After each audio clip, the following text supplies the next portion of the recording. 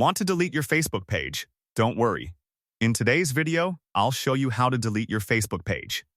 So, let's get started. First, open the Facebook app on your device. Now, tap on your profile icon in the top right corner.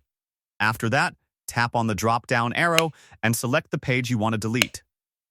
Once your page opens, tap on the profile icon again at the top. Now tap on the three-line menu. From here, go to Settings and Privacy, then tap on Settings. Scroll down to the Your Information section and tap on Access and Control. Here you'll see options like Deactivate Page, Unpublish Page, and Delete Page. To permanently remove your page, tap on Delete Page. Now tap on Continue at the bottom. Before deleting, Facebook will give you options to download your data or save posts to archive.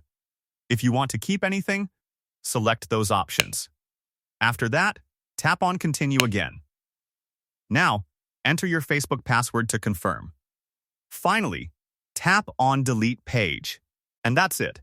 If you found this video helpful, don't forget to like, subscribe, and hit the bell icon for more useful tutorials. Thanks for watching, and I'll see you in the next video.